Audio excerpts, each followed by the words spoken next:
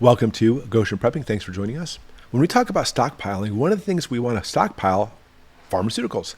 I'm talking about over-the-counter, as well as obviously vital pharmaceuticals that you may need.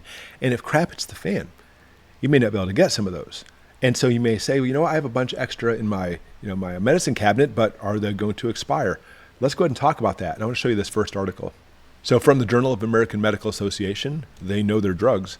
Stability of active ingredients in long expired prescription medications. They did a study on 8 long expired medications with 15 different active ingredients. They were discovered in a retail pharmacy in the original unopened containers, and all had expired 28 to 40 years prior to them analyzing the drugs. Look at this. 12 of the 14 drug compounds, 86% of them, were present in concentrations of at least 90% of the labeled amounts. And this is generally recognized as minimal acceptable potency. And 3 were greater than 110% of the labeled content.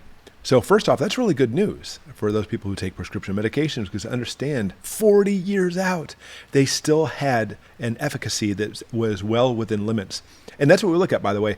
By far the majority of pharmaceuticals, if not almost all of them, it's not that the drug turns into some kind of poisonous capsule, it just loses its efficacy over time. And some of these drugs 40 years later were still just as effective, or close enough anyway, to the day it was manufactured. So one more article. Is it okay to use medications past their expiration dates? Another study came from the U.S. Air Force, where the military has gathered a stockpile of medications worth more than $1 billion that were close to or past their expiration dates. They didn't want to throw them away. Oh no, because in our government we have no waste, do we? So they were extensively tested with oversight from the U.S. Food and Drug Administration. And the verdict? Most medications were still good nearly 3 years past their expiration dates. Now with that, some drugs did fail the test, including liquid antibiotics, and I'll stress it's probably the liquid part that did this, aspirin, nitro, insulin, and some of those even had signs of physical decay. Also drugs like mefloquine, which is not a nice drug by the way, helps prevent or treat malaria, and EpiPens also held up poorly past their expiration dates. So that's really good news. Taking drugs way past their expiration date, especially if crap hits the fan, that's a good thing. Now, obviously, as a physician, I'm not licensed anymore, so here's my disclaimer. I'm not trying to tell you what you should take or what you shouldn't take. Talk about that with your own doctor. But these studies are great. They show that efficacy continuously remains high long after the drug expires.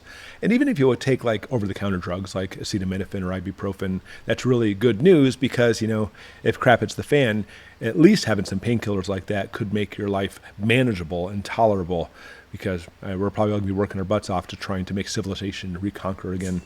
I know, it's difficult to say how all this is going to work out. But anyway, so as far as pharmaceuticals go, there's some good news for you. Thanks for watching.